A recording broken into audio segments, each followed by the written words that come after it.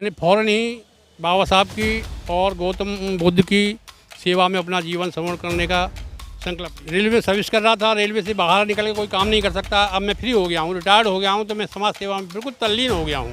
मुझे पैसे का कोई लालच नहीं है। जैसे आप पार्टी के राजनपाल गौतम जी हैं, वो मंत्री थे, उन्होंने इस्तीफा दे दिया, रिजाइन कर दिया है। आज 14 तारीख को, चाहे वो आपके सही, चाहे बीएसपी के सही, चाहे किसी भी पार्टी के सही, पहले नंबर यह है कि वो बाबा साहब के मिशन के फॉलोअर हैं। मैं इसीलिए उनकी मानता हूँ, उनके दर्शन के लिए आया था।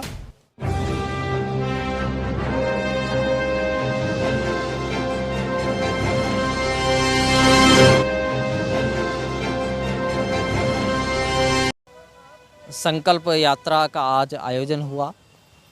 हाथरस से हमारे साथी आए हैं इतनी लंबी यात्रा करके, और मगर कारण ये है कि उस यात्रा में शामिल होने का इनको अवसर नहीं मिल पाया।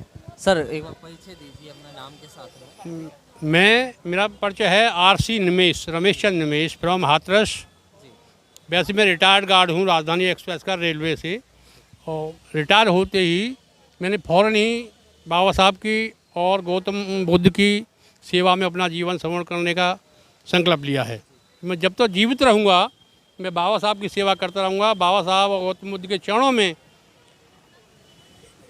को स्पर्श करते हुए जब तक रहूँगा, या तो सेवा करता रहूँगा और समाज सेवा करता रहूँगा। वैसे मैं बीएसपी का अलीगढ़ मंडल का कोऑर्डिनेटर रहा हूँ, अब भी समाज सेवा कर रहा हूँ बीएसपी की, बहुजन समाज पार्टी की।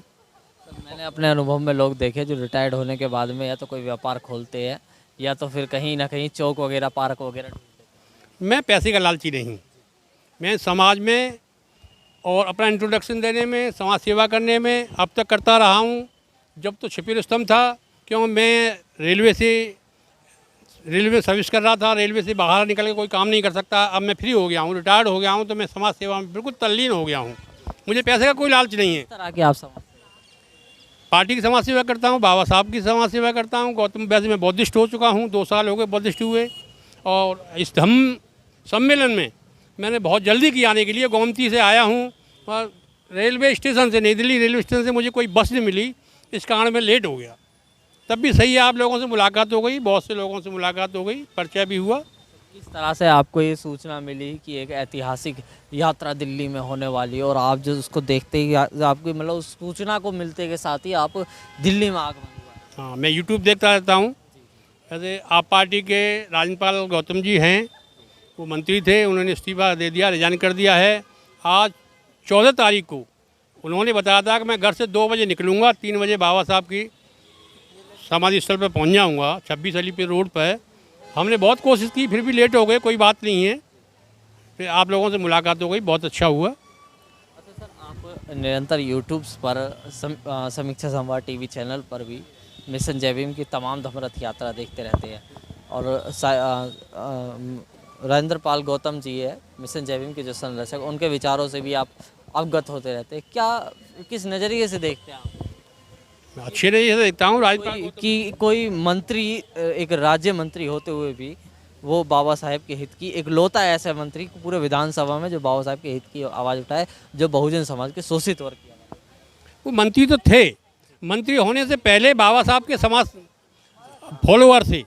उन्होंने हमेशा बाबा साहब के फॉलोअर रहे हैं, और बाबा साहब के ही कई सालों से बाबा साहब के मिशन में अपना जीवन अर्पण उन्होंने किया है। मैं पार्टी से संबंधित ऐसी कोई बात नहीं करूँगा, चाहे वो आपके सही, चाहे बीएसपी के सही, चाहे किसी भी पार्टी के सही। पहले नंबर यह है कि वो बाबा साहब के मिशन के फॉलोअर हैं। मैं इसीलिए उनकी मानता हूँ, उनके दर्शन के लिए आया था।